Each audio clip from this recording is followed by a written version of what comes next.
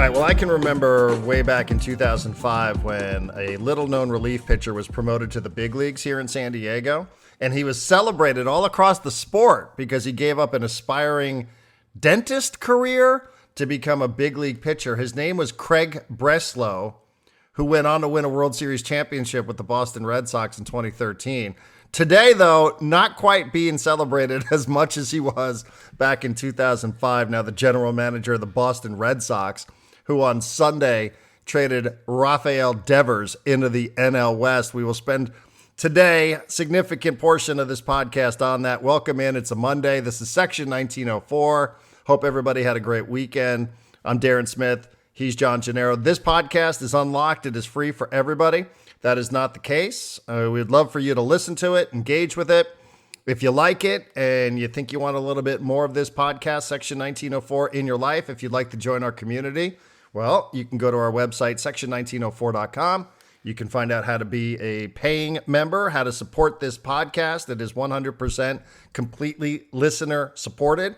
You can be part of the community. You can subscribe. You can get the front row seat delivered to your inbox each and every weekday. That is there usually by about 7:30 in the morning.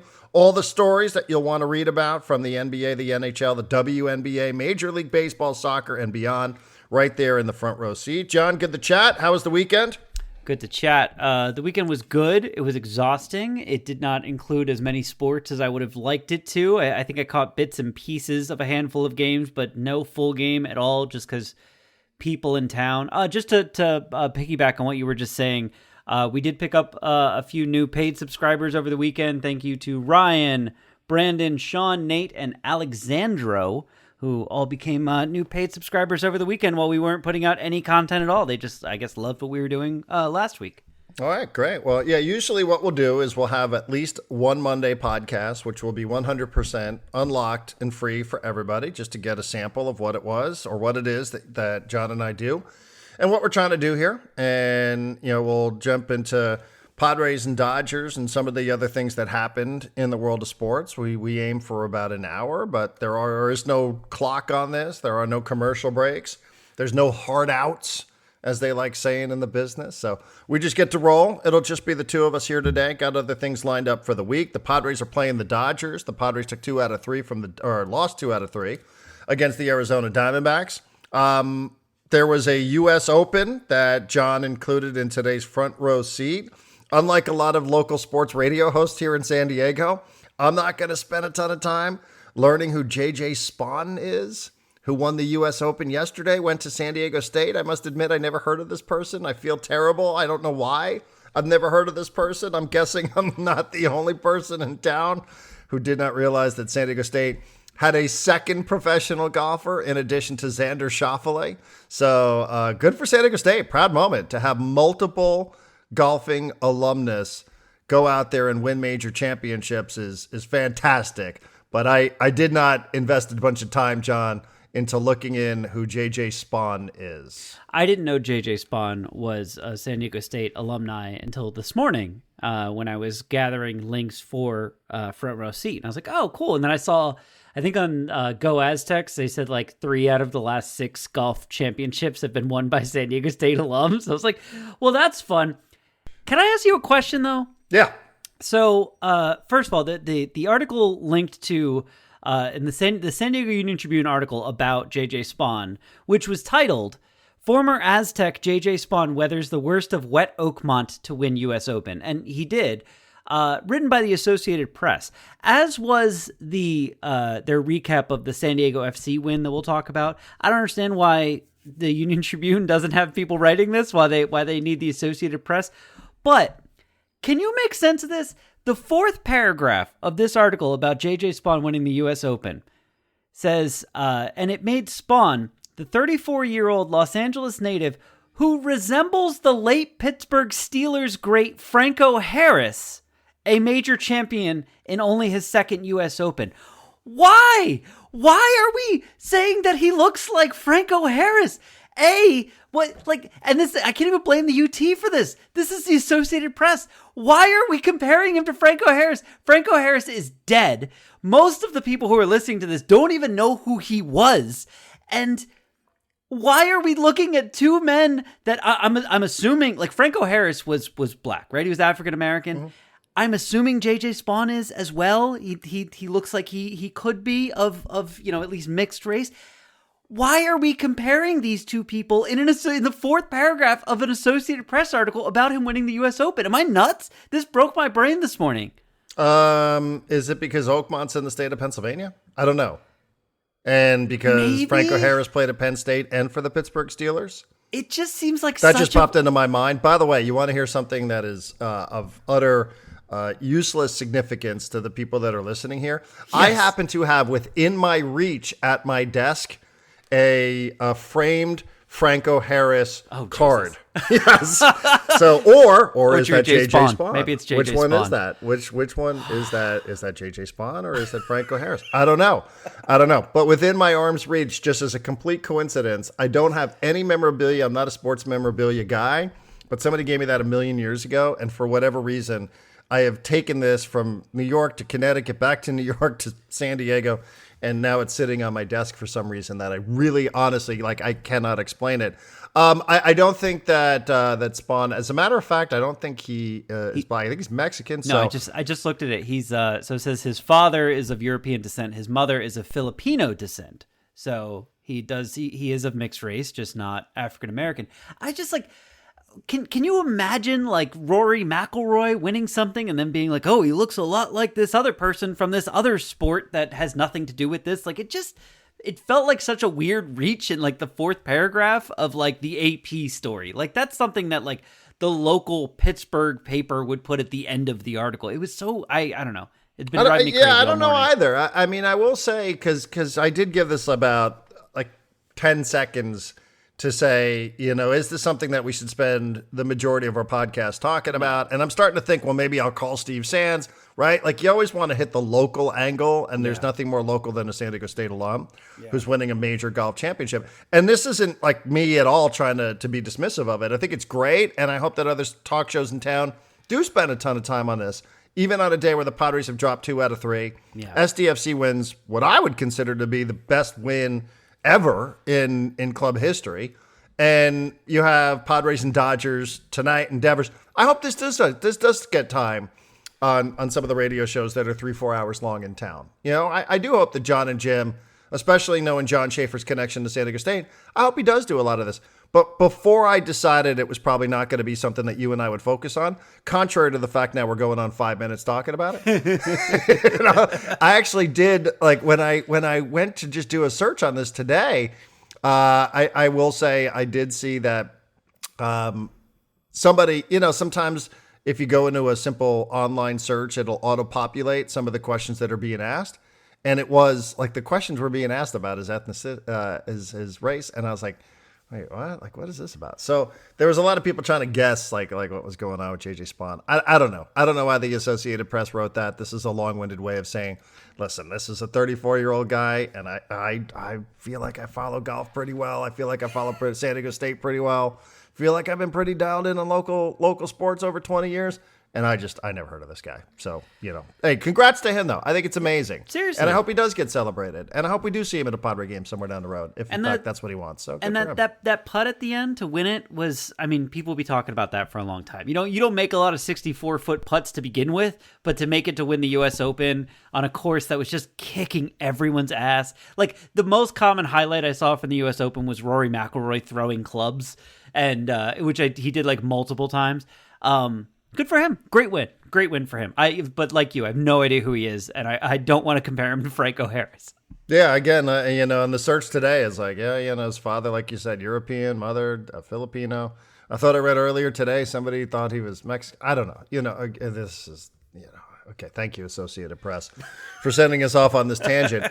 John, I do remember, I've always remembered the name Craig Breslow when he was brought up as a relief pitcher with the Padres back in 2005.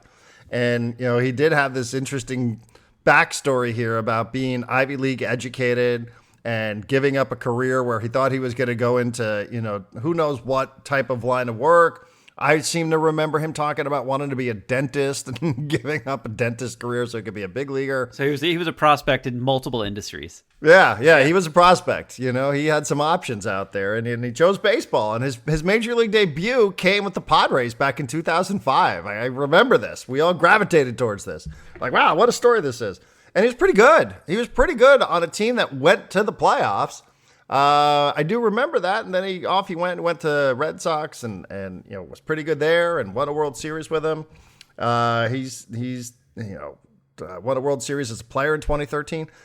He's now the general manager of the Boston Red Sox, and I feel like, judging by some of your online commentary, you feel like a victory lap is in order here in some capacity because Rafael Devers got traded from the Red Sox for 4 players to the San Francisco Giants. Another Red Sox All-Star World Series winner is in the NL West. So go ahead and take your victory lap, if you will. First of all, let's just do a quick note. I'm reading from MILB.com. Middle of the article, Breslow's collegiate destination was Yale University, where he graduated with honors and a degree in molecular biophysics and biochemistry. He even received an invitation to medical school at NYU. However, Breslow decided not to attend and refused admission up to 4 times due to his love of baseball. Oh, Darren. there you go. Loved baseball too much to go be a doctor. Here's why I have the victory lap. I know that my trade idea was ridiculous because it included Xavier Bogaerts being traded somewhere, which is just not going to happen. Yeah. Mm-hmm.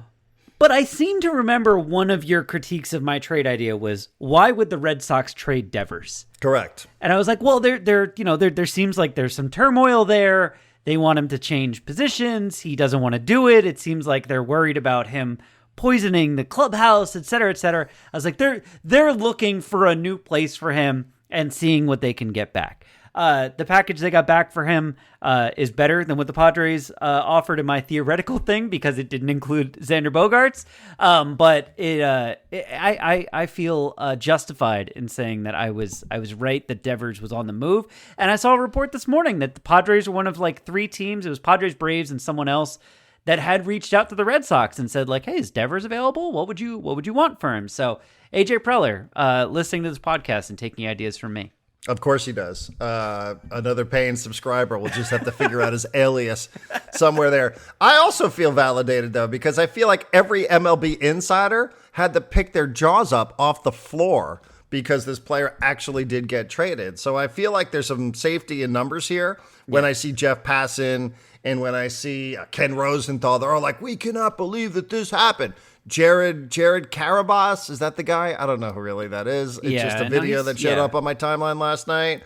But I know I recognize the name. I think he covers the Red Sox, in some capacity. Right. Yeah, I think he works for MLB.com maybe. Yeah, he seemed like he was really surprised, and he's around it all the time. So maybe this is one of those where we're both right in our approach to our opinions from a couple of weeks back. Although, again, in order for this trade to happen, John did include Xander Bogaerts, which was just obviously not part of the strategy for the Red Sox. They did get back 4 players from the San Francisco Giants, somebody named Kyle Harrison, who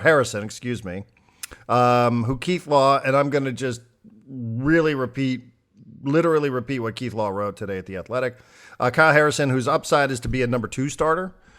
Jordan Hicks, who, according to Keith Law's upside, is a relief pitcher. An outfielder who was a first-round pick last year named James Tibbs, first-round draft pick, so still a ways to go there. And there's another pitcher whose upside potentially is to be a relief pitcher. So, Kyle Harrison, these guys are kind of injured and there's not a lot of success here.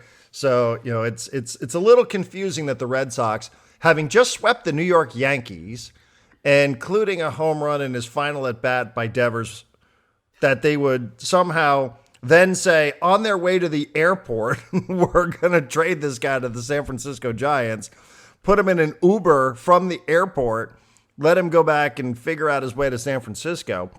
The timing of this for a team which I think is right there in a playoff position, which is meaningless on June 16th. We grant you that.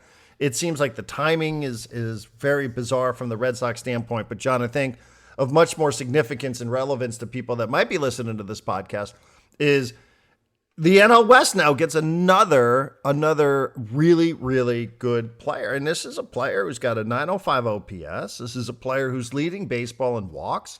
This is a player who's played every single game for whatever you want to label him as a malcontent. He's played every game for the Boston Red Sox. He's been a productive player. By all accounts, will probably be an all-star caliber player as well.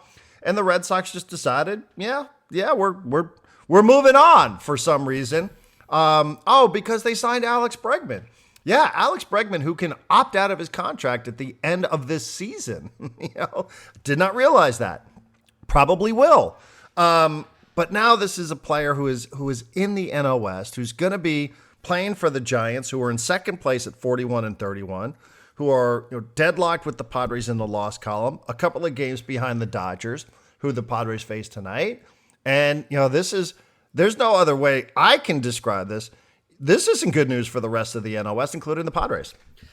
Right. Actually, my first thought was to go back to a previous conversation we had, not the one about my trade idea, but you and I were talking in the middle of that Padres-Giants series. We both heard Jesse say the same thing, which was the Giants dropped those 2 games to the Padres, really, really struggled offensively. They had been really struggling offensively for like a week or two at that point. And Buster Posey had his Bruce Bochy quote of like, sometimes you got to change the conversation, right? And he made like 6 transactions in one day. They signed people, they sent people down, they've released people. And since that moment, since Buster Posey made all those moves, they are 8-3. And of those 3 losses, 2 of them came to the Dodgers in LA. So the Giants have been much better since then. They're borderline on fire. And now Buster Posey goes out and adds one of the 10 best hitters in baseball to add to their lineup, and someone who's going to show up like thrilled to be out of whatever bad situation he was in fighting against the organization in Boston.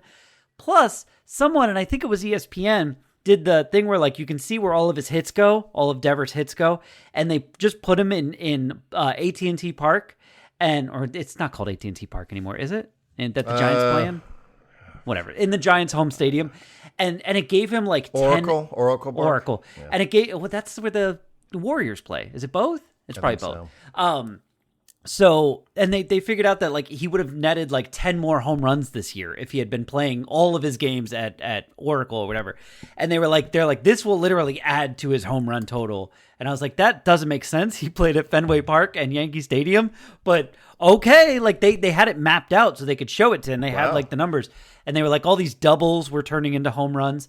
So yeah, this is... Look, Buster Posey, I've been saying it for a long time, is a wizard or a witch, and maybe we should burn him at the stake if the Padres ever want to succeed again, because he is doing a lot of the things that I think Padre fans are. It has reached the point with the Padres, including from Kevin Acee, from AJ Cassavell, where everyone's kind of sitting around going, we're waiting. You gonna do anything? We all see how bad left field is. We all see how bad the catcher situation is. We all see how bad the bench is. The pitching is falling apart, both starting and bullpen. Are you going to do anything? And Buster Posey's out here trading for Devers and making all these moves. And you can see that the Giants are getting fired up as a result of it. Does that mean they're going to run away and they're going to win the division and the Padres will never catch them? No, it's a long ass baseball season. But they certainly have the momentum right now. I imagine if I was the Cleveland Guardians, I'd be a little freaked out about this series because the Giants are going to show up just ready to kill people. Yeah, and what you said about Buster Posey is interesting because I think that's one of the angles that I thought about too. Is Buster Posey? What did we really know about him as a general manager? Nothing. Okay, he said this thing a couple of weeks ago, and then he acted upon this thing that he said a couple of weeks ago. I don't really know how that was perceived. He is a beloved San Francisco Giant, so of course you're going to have a lot of people who are going to give him benefit of the doubt, and they're going to say, well, Buster Posey is he brings back so many fond memories of himself as a player. But if you were being honest, did you really think that Buster Posey's future, if it was with the Giants, would be in the front office or in the dugout? I always thought Buster Posey would probably be a manager before he was ever going to be a general manager. I agree. So, because even the catcher, the position that he played in Boats, right? Like it just, if you were to make a bet, I don't think I'd be alone in that. So, what did we really know about him as a general manager? I think he ticked off a couple of people when he said that the perception of San Francisco sometimes worked against the Giants in free agency, right?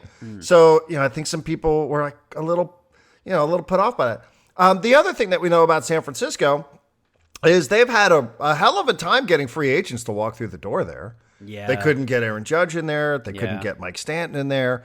They've tried to bring free agents in there, big bat free agents in there, and they've never been able to land the big guy. So they got him now. Now they got him because how else were they going to get him? Right. I don't know. It didn't seem like okay, you can go and you can re-sign, get him in the door in some capacity, like a Chapman, and you can make it happen. And then you sign him here and extend him there, that sort of stuff. But it seems like in terms of really being players, even for the amount of money that they're willing to spend or seemingly willing to spend, that they've missed way more than they've ever hit on one of those big time, big top 10 hitters in the sport. And now they got one of those guys. That's interesting what you said about how Devers projects, because it's one of the things I thought about with Posey too. Posey would have played there. He would have been, I think, part of the torture Giants, right? They used to refer to games in San Francisco as like torture. I remember they always used to talk about it because every game felt like it was 2-1, because it's not a hitter-friendly park. It's not a hitter-friendly division at times. And I did wonder that. Like, I wonder if Posey, who you'd think of as he's a catcher, he's a field guy, he's not that far removed from it, like how much time he spends with data, with information, just to look into that sort of stuff, to see what ballpark factors might be for Rafael Devers. So that's interesting that's already out there. Obviously, and to your point, we didn't know much about Buster Posey as a general manager, but I feel like we know a lot more today. That he's not afraid to pull the trigger on a trade like this. I don't see a ton of downside for San Francisco. I don't, unless they're just going to get a guy who is chronically unhappy in Devers. Right. Unless he's chronically unhappy, and you could read a little bit about whether it was the circumstances of Bregman or whether or not he's just been moaning for a long time in San Francisco or in Boston. I don't know enough about Devers to know if he's just a chronically unhappy figure that will ultimately, be a spoiled apple in the bunch no matter where he is. But the Giants felt like this was a chance that was worth taking, and I think they're better off for it. And now I don't feel like, I feel like, San Francisco's a team that you're going to have to now think about for the remainder of the year. Yeah, we came into the season going like, oh, it's going to be really difficult with both the Dodgers and the Diamondbacks in this division, and now it's like, well, it's going to be really difficult with the Dodgers and the Giants and the Diamondbacks in this division, and to that point, like the Padres simply have not been good enough, and now, one of the things that I feel like AJ Preller has a history of doing is jumping on stuff like this, like a month before the trade deadline, and everyone's like, whoa, we maybe expected this a month from now, but in June.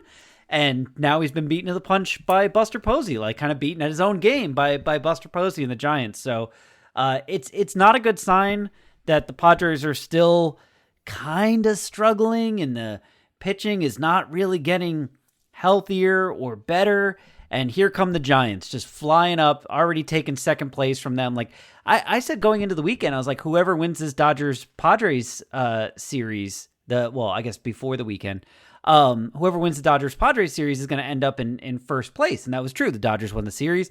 The Dodgers are in first place. But after the Diamondback series, now the Padres are in third. And I think the Diamondbacks are only like a game or two behind them. And it's like a week from now, we could be talking about the Padres being left in the dust in the division and the wild card race. And we're running out of time. It's getting late real early, Darren.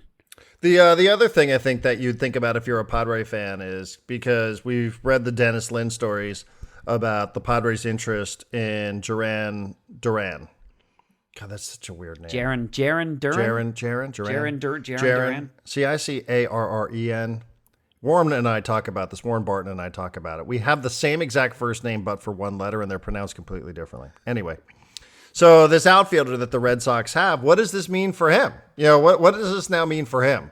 Does this mean that, that they are more inclined to make a trade? Does it have any impact whatsoever that they just got rid of Devers? Are they like, hey, you know what? Fuck it. Like, we can't piss our fans off anymore.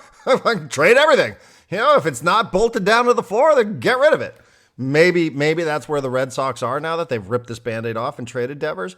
Or maybe they have to go, well, we can't, God, we got to have some semblance of a recognizable team here. I don't know. I'm literally tossing it out there, John. I don't know that it has anything to do with a potential trade for Duran. I don't know that it hurts it or helps it or if it has absolutely nothing to do with it in either capacity. But if the Padres are still interested in this, I do wonder, what exactly this now means for that. Like, I understand the strategy of, okay, this guy's a headache, but the last thing we're going to do is trade this guy in the American League. Yeah. Get this guy the fuck out of here. Get him to San Francisco. That's as far away from Boston as we could probably send him. And, if it's Duran, I don't, I could argue this either way and convince myself, that maybe they're just going to sell it all. Everything that's not bolted to the floor, they're just going to move on from. Or maybe they're going to be like, no, okay, timeout. This is bad. Let's just put a halt on no more trades for a little while here. Let's see what calm down. Yeah. What do you think? And I mean, the real problem is that the Padres are, 5 weeks away from the trade deadline and they have 5 holes that they need to fill. Like I saw, I think it was AC writing about the Diamondback series. He referred to Nick Pivetta as the ace of the staff. And I'm like, I mean, I guess, but like heading into the season, you were like, hey, we might have like 3 number ones between Darvish and King and Cease. And like none of those guys have it's hurt, and like Cease has been very unpredictable. So Pivetta, who probably should have been a very good number 4, is kind of like a below average ace, except when he's at home. And like the Darvish thing, someone wrote about it this morning and they had a quote from him where they were like, hey, do you think you'll pitch before the All-Star break? And he said, I don't know. I'm going to have to ask my elbow. Yeah, it's all like, in the same AC Padre Daily today. God, man, that's a horrible thing to hear. And then there was this quote the other day that Sammy Levitt got. I don't know if this was pregame, postgame, from Mike Schilt on Michael King. This was Schilt on King. Quote, until he can pick up a baseball and throw it consistently, there is no planning. What? Like, that guy is really important to your playoff hopes, championship contention hopes. Like, and he can't pick up a baseball and throw it consistently. This is turning into a little bit of like the season from hell. And I know 2023 was the actual season from hell, but man, like it's weird because you watch it and sometimes it's like Manny's at bats for the last like 2 weeks have all just been incredible. Outside of the ones where he's getting squeezed a little bit on the outside, like he's just so locked in, he's playing so well, and like the rest of the team is just like collapsing around him. And it's brutal to watch because, again, like I don't know that Preller can fill all of these holes in the next 5 weeks. Well, I don't know. Tatis, I guess, is showing some signs. I actually read the same thing from AC this morning. The stuff on Darvish, it's like, well, he's not throwing 97, he's throwing 94. Yeah. And he's not happy about throwing 94, but it might be the way he's going to have to pitch. And now they're going to play with his routine in between starts. And you're all like, this sounds like I had a car once that had a bunch of miles on it. And like you just sort of tape it together just so you can get from point A to point B. And it sounds like this is the condition of Yu Darvish right now. He's just a little bit of a broken down vehicle. And so you're going to have to, adjust in some capacity to, just get yourself where you got to go. I used to have a car, like the battery didn't work. I'd have to jump start it every week. But, that's all I had. I couldn't afford another battery. You just got to do what you got to do. Drive around with jumper cables. Ask strangers in parking lots for jumps. That's what I used to do. And, now it feels like it's kind of getting those vibes here with Darvish a little bit as well. And on the trade front, AC writes, and this is a quote, Padres are looking for help. They've been trying for more than a month to add a right-hand hitter, preferably one that can play left field. They've also discussed catchers. Yeah, you think? Okay. But the trade market has been stagnant, somewhat paralyzed by the fact that so many teams believe they have what it takes to make the postseason. Well, apparently not. Apparently the Red Sox aren't one of those teams that think they have what it takes to make the postseason. So is this the time to sell? Should they try and sell Cease and Arise? I mean, you can't sell King at this point, but yeah, that's. Can you even sell a rise? No, probably not. I actually had this thought on Darvish, and no, probably not. I actually had this thought on Darvish, and there'll never be a good answer to this. But my thought was, if he was 33 instead of 39, I think he'd be getting Tommy John. But they're just like, you get Tommy John at 39, you're just done. And he's got like 4 more years on his deal. I'm just like, I think they're just like, why do Tommy John? That's like giving up. Why don't we try everything else first and hope that one of them can work? But yeah. It's and I don't terrifying. actually, I think that I could justify that, because if you're Yu Darvish and you're looking at that again, that might be your career. Right, exactly. Yeah, so I don't really, you try in everything. theory, like there's a couple things. Like in theory, as a human, I think I understand that. Of course. But, for what it means to the team, it's like, we're also kind of paralyzed here, waiting for this thing that maybe happens or maybe doesn't happen, and we're not really quite sure what it's going to look like, even if it does. Like, we appreciate that you want to go and take this route, but, the longer we kick the can down the road here and not knowing exactly what it is that we're dealing with, further behind, in fact, we might be in this situation. Also, that's my read on it, too. Just an opinion, not any information. Right. But, if he's actually hurt, if they know he's actually hurt and they're just trying all these different things and hoping that they work, that means that he's actually hurt and they don't really know how to get him better. Michael King's actually hurt, and they don't know how to get him better. Musgrove is hurt, and he's not going to be back all year. Cease has been inconsistent, but I'm not going to pretend that, he's hurt. But, at some point, you got to be like, what are you guys doing that all your starting pitchers' arms are blowing up? What's going on here? Are you looking into this at all? Because it seems like the guys are just dropping like flies. Yeah, I don't know. I mean, I tend to think that's just the nature of the position, and I think everybody's hurt. I think all these pitchers probably have some fraying in their elbows. Isn't Roki Sasaki hurt already? Go look at the injured list for the Dodgers. Exactly. Yeah. The fact that they're getting Shohei Ohtani back to pitch in a game on Monday night for an inning, 20 months removed from Tommy John surgery. Oh, by the way, his second Tommy John surgery, tells you a lot, because that guy's as much a freak as anybody that we've seen in the sport in decades. And he's a guy who's coming back from Tommy John for the second time. Hey, what does that do for the DH? Do you know if he pitches for one inning and then they move him into the lineup? Does the pitcher have to hit for the rest of the game?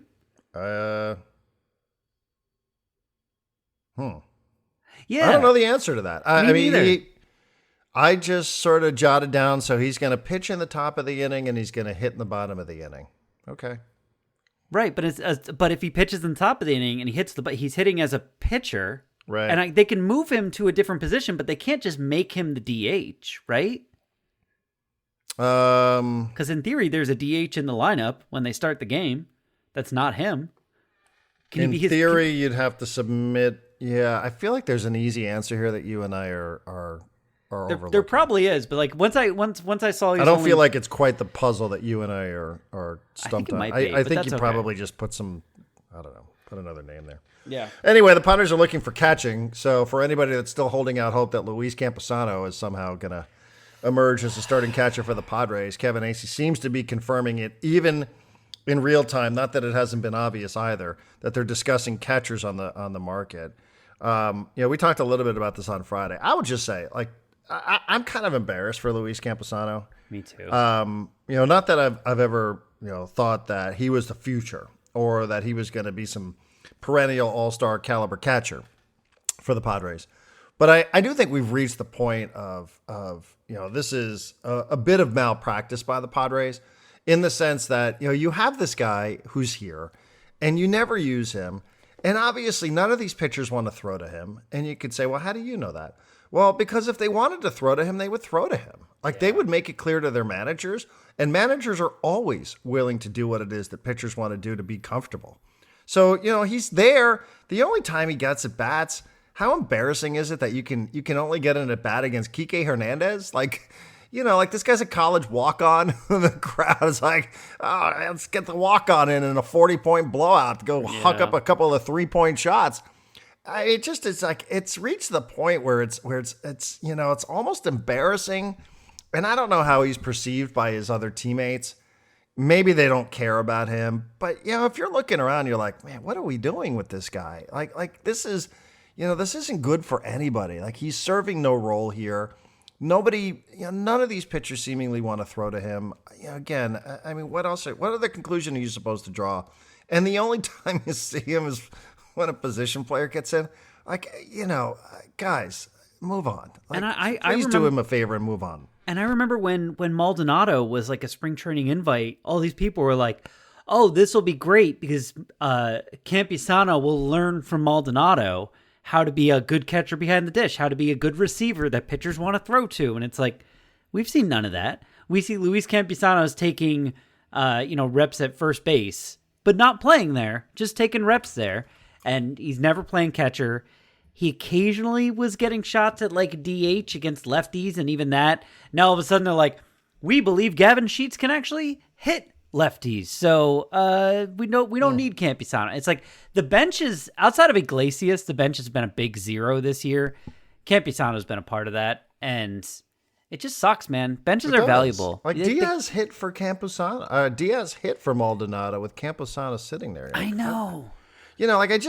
And I understand somebody's going to listen and be like, well, he's making $500,000 or whatever it is. It's not the point. Like the point is, it could be riding a bus in AAA. Okay, fine. Yeah. But, still, like, it's got to feel, I can't imagine that this isn't like the loneliest person in the clubhouse.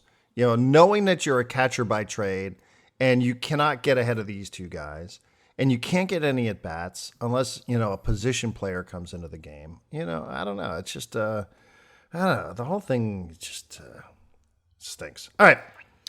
Well, it is Shohei Ohtani tonight. It is a 4-game series, Padres and Dodgers. So we'll have plenty to talk about. It's 4 night games as well. 4 consecutive night games. No day games. Can I give you 2 quick stats before we move on to soccer? Yeah. One of which, because this is the thing, I was reading all the praise for Tatis, and I get it. Like, he was turning singles into doubles, and he was turning those into runs, and he can do that. And that's the great part about being a 5-tool player is you can lean on your other tools.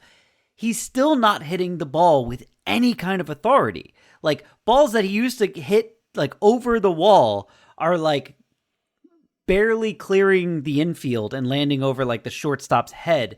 And then he's turning that into a double because he's got the speed. But I was like, am I crazy? I looked this up. No, he's got, like, the lowest barrel percentage of his career. And his launch angle is the lowest it's been of his career. The launch angle sweet spot percentage, whatever the hell that is the lowest of his career. Like, he's almost doing like a Luis Ariz thing where like his contact numbers are up. He's striking out less. He's actually walking more, but like there's just no power there. And it was there for the first month of the season. And now it's like, I don't think he's hit a home run in over a month or close to a month, playing pretty much every day. And that's the issue with Fernando Tatis Jr. is the power has just not returned. So that's stat number 1. Stat number 2 is Robert Suarez, who I feel like people are like, yeah, every so often. And when he had the bad game a couple weeks ago, I was like, look, the guys are going to have bad games every now and then. And he had a bad game against the Diamondbacks. And man, the team was not really shy after they won the third one of being like, hey, we should have won the second one, but, Bobby had a bad one. But his ERA in April and March, his ERA was .64 in 14 games. In May, it jumped up to 4.35 in 11 games.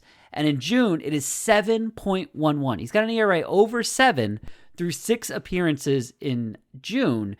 And it just feels like, I know our buddy H.J. Preller used to say, Suarez doesn't have good enough stuff to just throw the same pitch over and over again.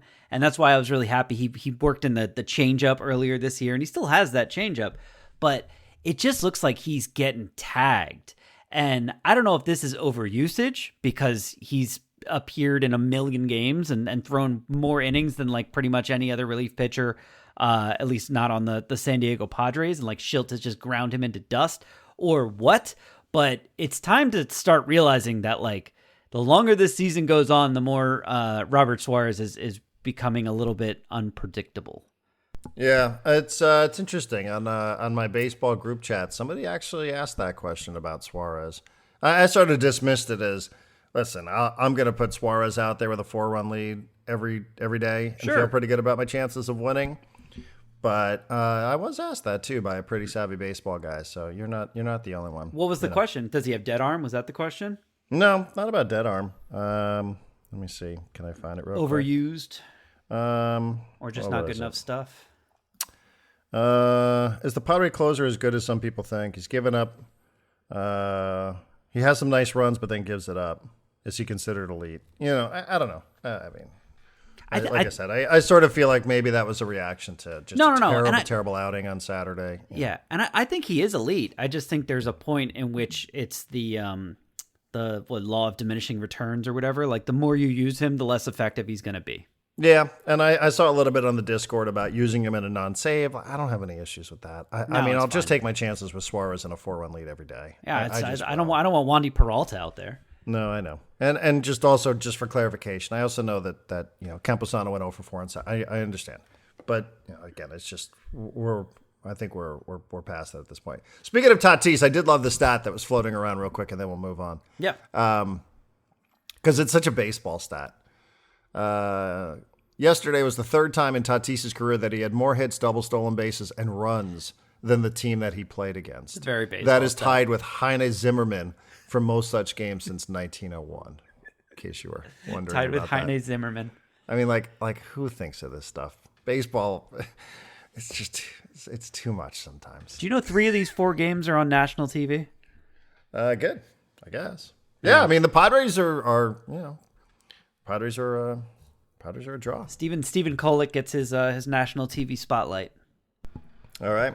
And again, and Shohei. By the way, a little bit of an FU from ESPN. Wasn't Dodgers and Giants, was that the Sunday Night Baseball game? Yeah.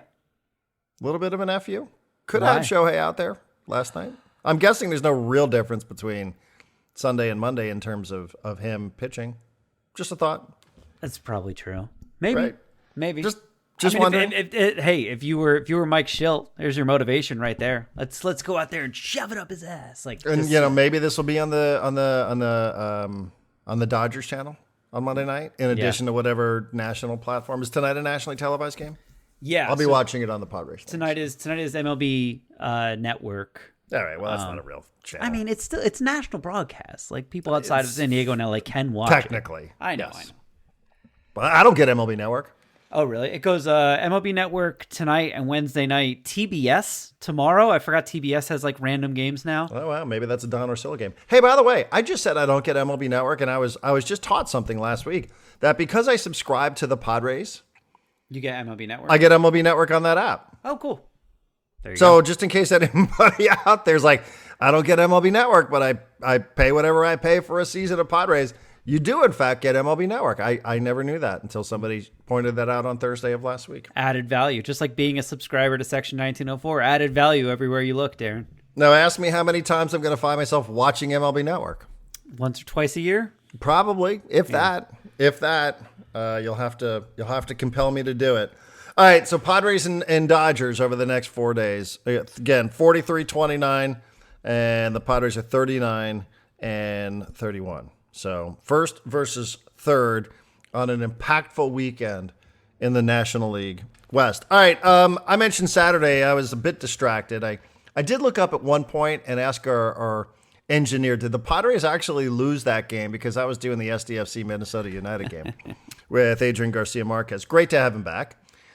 Great to have him back. We had a hell of a game on Saturday, and I'm doing my best to not be hyperbolic or a prisoner of the moment or have recency bias, but I will say when you only have 18 games, 17, 18, however it is with the friendly of evidence, it's easy to say stuff like this, and you can't really you can't really be wrong. I think this was the best win that SDFC has had. They're taking on a really, really tricky Minnesota United team, which is known for how well it plays defensively.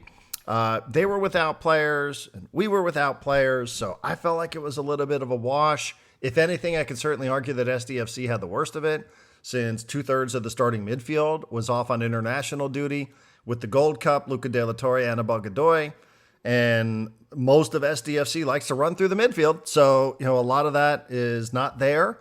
Pretty significant. Also, players coming back from international duty. Same thing applied to both, but probably about a wash. Minnesota United was without its leading goal scorer and starting goalkeeper, probably a big factor in the match, since Minnesota United decided that they were going to promote an academy player to make his Major League Soccer debut on Saturday night. He's a 6'8" player from Duke University who was undrafted, who has started a couple of their U.S. Open Cup matches.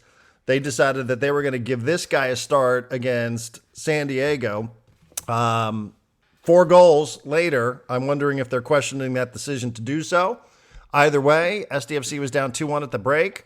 Uncharacteristic mistakes in the first half. An own goal. The second goal came off an odd deflection from CJ Dos Santos that made it 2-1 at the break. Minnesota United hadn't lost when leading at the break all season long. 6 wins, no losses, and 1 draw.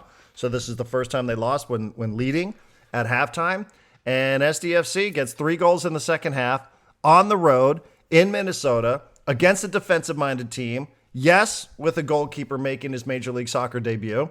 They get a penalty, a justified penalty from Anders Dreyer, who had a brace. And then Milan Olaski is turning into one of the best stories in this league, that he comes off the bench. He's a halftime substitution, replaces Marcus Ingvardsson, and he scores 2 more times. And SDFC walks out of that building with a 4-2 win and sole possession of second place in the Western Conference, and their 10th win of 2025. And I bring this up just for context. Minnesota United was an expansion club back in 2017 and finished the year with 10 wins. So SDFC picking up its 10th win in its 17th game? 18th game? 17th game. No, 18th. They're 10-3. 18th game, right. First game, second half. 34 games total. In its 18th game, just provides you a little bit of context into how special this is, what this expansion team is doing. But really shaky, wobbly first half, figured it all out in the second half, put it together, played great. Guys who were a little, I thought, weren't going to make it the entire 90. Guys like Ian Pilcher, who started for Patty McNair, really acquitted themselves well in the second half. And what a win for SDFC now, heading into a break where they won't play again until 2 Wednesdays from now against the Vancouver Whitecaps. But an incredible win for them. I mean, just was really something to watch. And credit all across the board, I thought, from coaching to players to subs to regulars, all across the board. One I'm sure that was absolutely delightful on the way home for these guys. Yeah, great game. I am going to ask you for a quick clarification. The kid that you mentioned who played goal for Minnesota, Wessel Spiel? Russell Spiel, yeah. Oh, with a German, Wessel. Kind of Spiel, yeah, that's the way we were told to say it. If you were unimpressed by SDFC scoring 4 goals on them, Chris McVeigh scored 1 on CJ Dos Santos. That I honestly, I looked at that and I was like, I think that's kind of on CJ. CJ just took a weird route to it. Yeah. It was it could have been on either one of them. It was just a weird ball. I did find it, look, we just talked about, how lonely it must feel to be Luis Campusano. And we both remember the days when the Padres and the Chargers were here, and there would be players on both teams that would be friends and kind of share in that misery sometimes if they were the last guy on the roster, last guy on the bench. I wonder if Luis Campusano and Andres Reyes are friends somewhere, because that guy's just never going to play again. This seems like it would be the opportunity. He wasn't even on the bench. But yeah, no, I think I caught the second half of this game. I didn't catch much of the first half. And man, Olaski, just talk about there was 2 moments in this game where you were just holy shit. And one of them was Dreyer scoring a goal from midfield. Unbelievable. Which was unbelievable and perfectly on target. And the other one was Olaski in extra time running past 4 guys and then nonchalantly getting the ball past the goalie. And it's just that. That kid has to start. He's so good. You have to start thinking about how do we make him a part of our offensive plans going forward. Maybe he just turns into the super sub who comes in and scores a goal every game. But usually you do that for enough games and they find a starting spot for you. To do all this without Chucky, without Luca De La Torre, without the other guys who are on international duty or wherever, or on Club World Cup duty, it's very impressive against one of the best teams in MLS. It was incredibly, incredibly impressive, and I can't say enough about the young kids playing defense. They're so young and they're so good. I can't say enough about Yepe as the guy who leads the offense, and it doesn't really matter who you're going to put around him. He's going to make sure that ship gets settled and going in the right direction. And then Olaski and Dreyer were just unbelievable. They didn't miss Chucky at all. Yeah, I mean, and you kind of wondered about Dreyer too, because, Dreyer played for Denmark on Tuesday. Yeah. And, they didn't fly out Tuesday night. They flew out Wednesday and they flew straight to Minneapolis. Now, they did that because they wanted to save Minneapolis, San Diego's about 4 hours. So you're saving, let's call it conservatively about 6 hours, 6-7 hours in an airplane, fly straight to Minneapolis. Team left on Thursday, full training on Friday. But Dreyer started on Tuesday for Denmark, had a goal and an assist, I want to say in about 70, 75 minutes, somewhere in that range. Compare that to somebody like Oni Valakari, who I thought I thought he looked like a half a step slower than he normally does. He did not play for Finland on Tuesday. So just as a comparison here, because everybody responds differently, right? But Dreyer's such a freak of nature. Not only does he start this match, but then, to say, hey, I got a rookie goalkeeper here, and he's wandering a little bit far out of his area, and I'm just going to put it on him. So that he's got all these other thoughts in his head, and I'm going to give him something else to think about. Because that is not the highest percentage shot from inside of the halfway circle to take a shot on target. But Dreyer so quickly looked up, sees it, boom, left foot. As you said, it was perfectly on target. It was perfect. It goes right over this goalkeeper spiel. He's 6'8". He couldn't have saved that if he was 10 feet tall. It was just perfectly lofted into the goal. And now this keeper's got something else to think about. And he's a big player. Dreyer then steps up, penalty kick second half. Probably not the best penalty kick we've ever seen, but, it worked. Does enough that he gets it through this goalkeeper again. And I guess from 6'8" all the way to the ground, it's a long way from all the way up there to all the way down there. And it squirts right under his armpit. So that makes it 2-2. And then Olaski's go-ahead goal is ridiculous.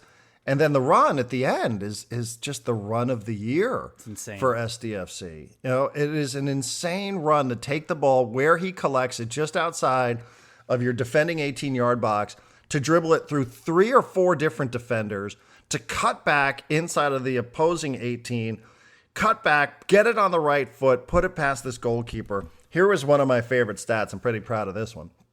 That is the 8th time that SDFC has scored a goal in stoppage time between the first half and the end of the match. That is the 8th goal that they have scored in 18 games. So again, 30, that's 36 opportunities. They've scored 8 times. Yeah. Holy shit. So I don't know if this is a statistical anomaly, if there's something to this. Maybe we'll get a chance to chat with Mikey about it. They actually, they shut down their operations this week. So it's going to be a little tricky for us on the midweek show, but we'll talk about it later. Between the end of the first half and the end of the match, this is the 8th time that they've scored in stoppage time, which, again, maybe it's nothing, or, I don't know, maybe it's something. But you mentioned it too. Ian Pilcher, I thought was, I was like, I don't know about this guy. I'm not so sure. He's 21 years old, first-round draft pick. I'm not so sure. Last time he started in an MLS match, it was the Austin game, and it was really, really bad. Yeah. He picked up a yellow card 2 minutes in, and, was chasing Brandon Vasquez around the field an awful lot, wasn't he? And, it seemed like early on, I was like, I don't know, everything looks like it's a little, it just feels like it's a little disconnected. And then, I don't know if this was part of the plan or if this is something that Mikey just saw in the first half. I don't think Marcus Ingvartsen, who started the match, I don't think he's ready for 90 minutes. I was a bit surprised that he was in the starting 11. Yeah. But okay. But then I have Ilaski come in to start the second half. Again, maybe this was part of the plan, or maybe this was just something that they saw in the first half. They just said, Marcus, for whatever reason, it's not going great for him. I don't know. And I think it's an interesting question, because either way, if it's part of the plan, then it was a good plan. And if it's something that you're just reacting to based on the first half performance, well, then good on the coaching staff for saying, we're making this change now. We're not going to wait until the 60th. We're not going to wait until we're going to make this change now. And that's as many minutes as Milan has played in an MLS match all season. So it was an incredible decision. And more the conversation seems to be, John, about where does Milan play? He's earning more and more minutes, not just as a sub, but potentially as a starter as well. I don't know what that looks like exactly. Can't play on the left. Can play in the middle. You are trying to get Marcus back involved. Yeah. But Mikey did say post-game as well, every job is based on performance. Nobody's just being given a job here. Every role on this team is going to be based on performance. So if we are to believe the manager, and I think he's an open and honest guy, Milan Olaski now with 5 goals and like more goals per minute and more shots on target statistically than anybody else in Major League Soccer, he is making the case that he, absolutely, based on this being a true meritocracy, should be somebody who we're seeing a lot more of. Now, he's got a loan that's going to end at the end of July, I think. Oof. And I did like the line that Mikey had. He's like, Milan's not going anywhere. So, yeah. We're not going to let that guy get away. Yeah, it's Dreyer, I think maybe it was after his first goal, but definitely after his second, I saw Dreyer leads the league in goal contributions, I think they're called, when you add up goals and assists. And I was like, holy shit. And it's like, Olaski's like going to catch him because he's just scoring him so fast. And it's just like those two guys, when they're kind of an offense unto themselves. Like I wasn't sitting here going like, Chuki's going to lose his spot. But I was like, they might have an offense without Chuki, which is good. It's good to have an offense without Chuki. It's good because you can mix up and do different things. I did notice. But that is good. You're right about that because, that also lets everybody know, like, if you let up just a little bit, there is somebody behind you that will take this job. The U.S. men's national team could use a little bit of this because that's exactly what's happening. Now, what would it take for Chuki to be replaced? A lot. A lot. But it is good for these guys to know that the competition is there and that the guys that are playing behind him, John, are really, really hungry. And if given opportunities, they also can be really good. Yeah, and I love the Olaski story, not just because he's a local kid, but we made the deal about, he scored his first goal and he kissed the badge. Yeah. And you're like, this is a guy on loan and he's kissing the badge. And now it's just like, you can tell, especially when he scores the goals at home, that like the supporters, there's a little something special with him, a little something extra. And I love that. And I did notice that, and maybe this is because there's so many guys away on international duty, the first 10 or 15 games, Mikey was using like every sub he had. This game, 2 subs, just 2. And Olaski came in at halftime. When did Mighton go out? Mighton went out in the 67th minute. Yeah, I was going to say it was pretty early. For Boateng, who, by the way, he hasn't played a lot, but he played the best he's played. That guy is terrifying. He was so fast. We haven't seen that kind of speed. He was dragging defenders away. I thought he was like, he's only played 90 minutes this season before 25 or whatever it was this past weekend, and that's why you keep him around. Yeah, that guy has like his legs are just so like thick, like he almost looks like a thoroughbred horse when he gets up to speed. And actually, when Olaski scored the first of his goals, my Apple Sports app gave him the goal. They didn't give it to Olaski. They eventually switched it back. And so I went back and I watched it and I was like, oh, he did almost get there. Like he was like, if Olaski missed it, Boateng's probably putting it in. And that he's usually like on the defensive side of things, right? No, he's a little. I mean, we just haven't seen him. He's only played 90 minutes all year. Yeah, but he's usually, he'll be on the left wing somewhere. But no, that it's funny you say that though. So here's a little bit behind the curtain. Yeah. So if you listen to the goal call, it takes a second for Adrian to give it to Milan because this is the go-ahead goal. Yeah. And afterwards, and I don't think he'd mind me saying this, afterwards I turned to him and I was like, did you think that Boateng got that goal? Because I did. And he said I did. He goes, that's why I waited a second and I saw the way everybody reacted. Because the way our angle was, it's like, it looked like it almost looked like the angle made more sense for Boateng than it did for Milan. Yes. But then everybody celebrated with Milan and then we saw the replay and then we're like, oh, okay. But at first, I turned to him at the end. I was like, "Did you think what I thought?" And he's like, he kind of looks. He's like, "Yeah." Wait, so does waiting an extra second after a goal for Adrian mean that he just stretches out the goal an extra second? Yeah. So Fantastic. He's got that genetic ability to stretch the goal call out a little bit more than I do. Whereas I don't do the long goal call and the handful of opportunities where I have play-by-play. So I got to figure that out a little quicker. And sometimes you get screened. I mean, in the Club America match, I got screened by one of the defenders, and I did not see that was Olaski who scored that crazy goal going towards the south side. I had him on the first goal. I didn't have him on the second goal. So I had to wait a little bit. So I went into praising Verhoeven for an amazing assist while I waited to see. And we didn't even have television on that, so we didn't have any replays. Waiting to see who it was. But yeah, I did ask afterwards. I was like, were you waiting just a second? Because I thought maybe that was Boateng. And he's like, I just waited an extra second to make sure. So, yeah. But Boateng was great. And I just to finish my thought on Pilcher, I was like, I don't think he's going to finish this game. I don't know where you're going to find another center half. But, man, he may have had one of the better defensive plays. And they were targeting him, you know. Sure. And this is just sports in a nutshell. You know, it could be a little cruel at times, but they're like, okay, there's the weak link on their defense. This Ian Pilcher guy, this 21-year-old first-round I love draft that pick. it's not any of the 18-year-olds. They're not the weak link anymore. Now go after the 21-year-old. Right. Yeah, although those guys, you know, they had a lot on their plate in this one, too. And these guys played another 90 minutes each. Mm-hmm. God almighty.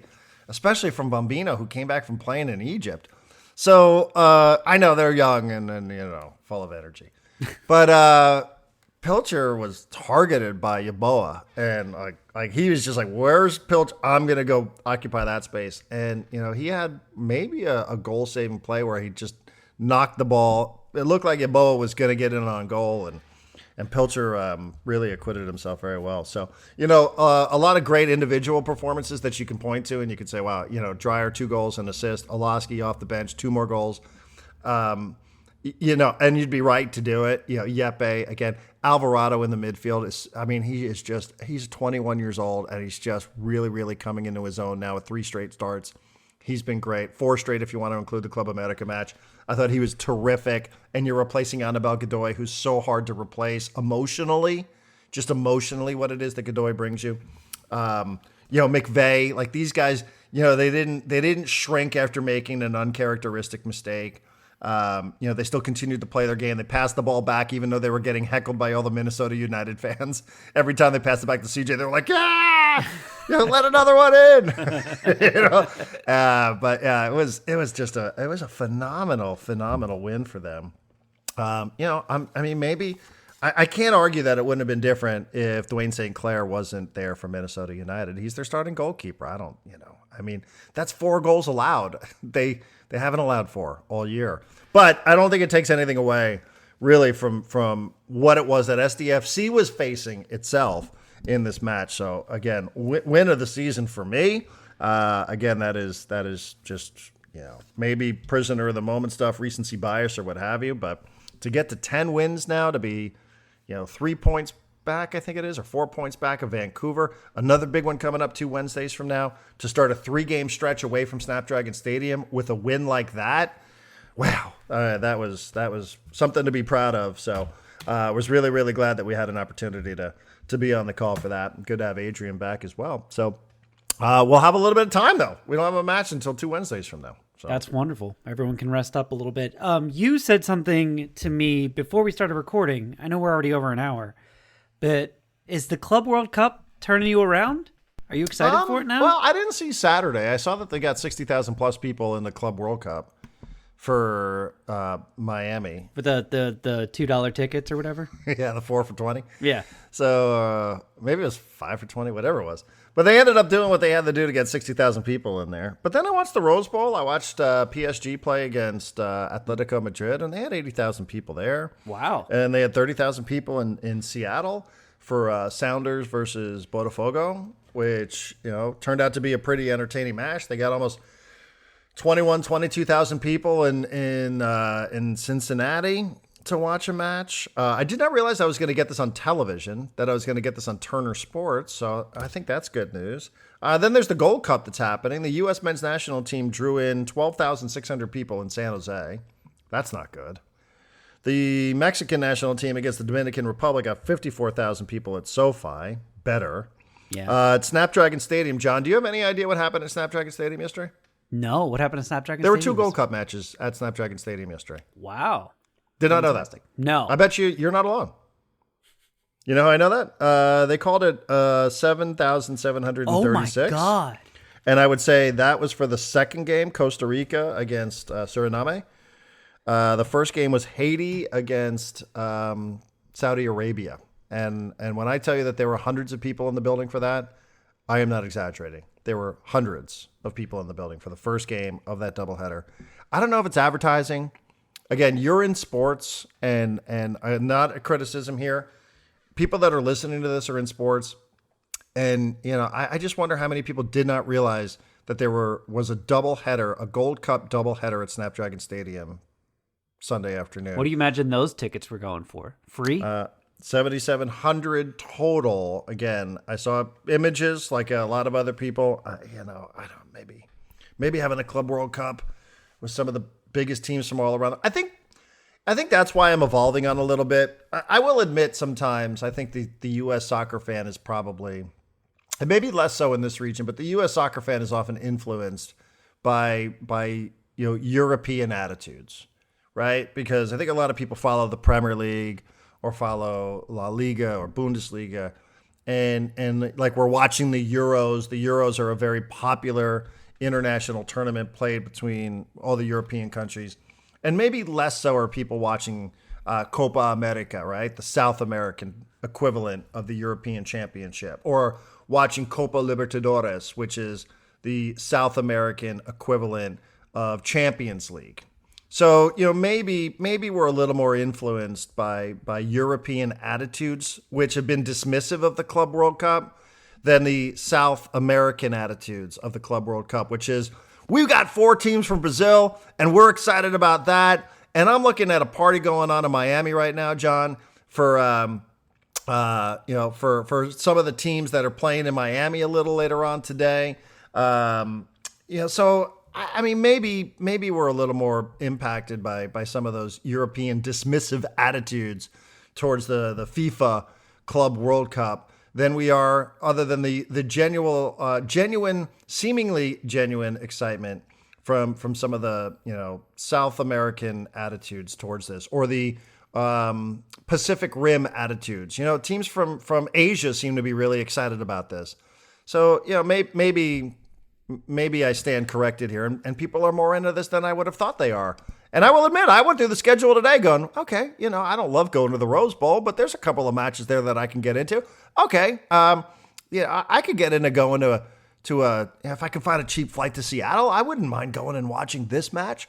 So I don't know, maybe there's a little something to this that I feel like I was a bit impacted by a bunch of pessimists, a bunch of European pessimists who poisoned my brain into thinking that this was a tournament that was unworthy of their attention. I don't know. I think what is working as a barrier for me and probably for others is there are MLS games going on. There's Club World Cup games going on, which includes some MLS teams, and there's the Gold Cup. And all 3 of them are going on at the same time. And I think there's just some confusion about which one of these are the ones that we should care about. And I think like locally, everyone has just been like, all right, I'm going to care about SDFC, and I'm going to care about the U.S. men's national team, and I'm going to care about the women's national team. And that's it. And like, tell me when those teams are playing. Otherwise, I don't care. Mm-hmm. But in the past, I don't think that, I think you still would have brought in more people for Haiti versus Saudi Arabia than you got. But, yeah, it's. I think that's fair. I mean, it's a little busy overwhelming. Slate. Yeah, it is a busy slate, and I think one of the things that might have been working against Miami, let's say, is that people can go like the interest in seeing Lionel Messi is probably still exists. Yeah, but I'm guessing it's lesser than when he first got into the league, and you would read all these obnoxious stories about how much the tickets were costing to go, especially in Miami, and squeeze yourself into this little rinky-dink stadium where he played. And now all of a sudden, maybe a little bit of that shine is gone, and people are like, well, I can see Miami play all the time. Yeah, I can watch Inter Miami and Messi, and trust me, I've been there. Like, you can get a ticket. There were some available. Yeah. So, it's not like you have to pay through the nose. And all of a sudden, the idea that you're being asked to pay $350 to watch Miami play, or whatever it is that they were charging up in Seattle to play in the Club World Cup, maybe people looked and went, wait, what? I don't get to see PSG or Atletico Madrid or Real Madrid. Right. Not everybody, will do what I do and jump on an airplane every year or every other year and go watch their favorite European team play. Not everybody, can live that way. So, this is a unique opportunity to see things that, and, you could say, well, how much of a big deal even is the FIFA Club World Cup? But, it's competitive. It feels like the teams are taking it seriously. I think it's a really, really big deal. For Boca Juniors and River Plate from Argentina, from the 4 Brazilian clubs, for the Asian clubs. I think it's a really big deal, even if a bunch of Chelsea fans are like, yeah, whatever, this is shit. Yeah. I don't know. I mean, they got 80,000 people at the Rose Bowl to watch PSG and Atletico Madrid, and the PSG manager has made it clear, like, we're going to take this seriously. So when can you really get this opportunity to see these clubs in particular competing? Not in some friendly where Man United throws out its C team out there at Snapdragon Stadium, but like something that matters. Competing for potentially tens and millions of dollars or upwards of $100 million. Like, I don't know. Maybe I judge this one too quickly, but who knows? I might be singing a different tune by tomorrow. I mean, yeah. I'll watch some shit game later. I'll be like, this thing sucks. Maybe not. I mean, in theory, as the further it goes along, you'll get better teams and better matchups and better games out of it.